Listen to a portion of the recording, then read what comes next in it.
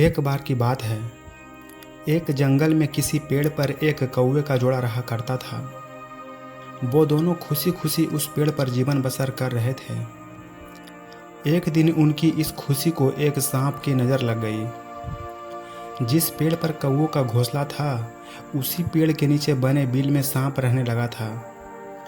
जब भी कौवे का जोड़ा दाना चुगने के लिए जाता, तो सांप उनके अंडों को खा जाता था, और जब वो वापस आते थे तो उन्हें घोंसला खाली मिलता था।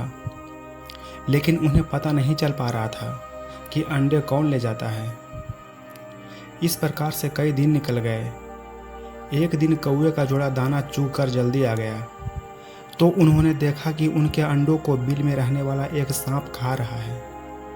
इसके बाद उन्होंने पेड़ पर किसी ऊंचे स्थान पर छुपकर अपना घोंसला बना लिया।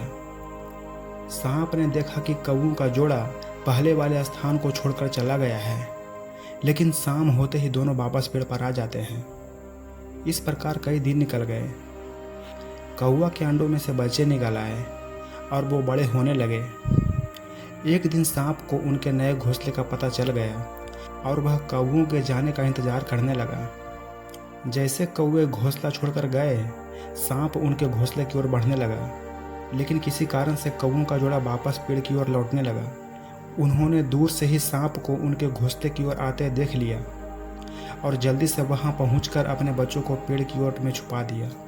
सांप ने देखा कि घोंसला खाली है, तो वह कौवों की चाल समझ गया और वापस बिल में जाकर सही मौके का इंतजार करने लगा। इसी बीच कौवे ने सांप से पीछा छुड़ाने के लिए एक योजना बनाई।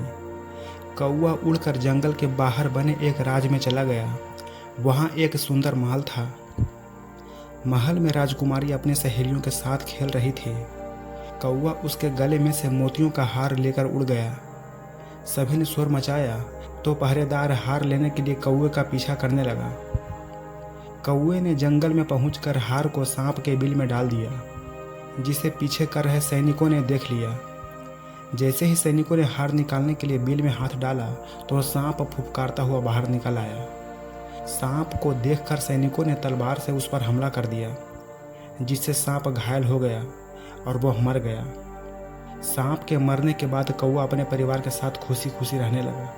दोस्तों, हमें इस कहानी से यह सीख मिलती है कि कभी भी निर्बल का फ़ायदा नहीं उठाना चाहिए, साथ ही मुसीबत में समझदारी से काम लेना चाहिए।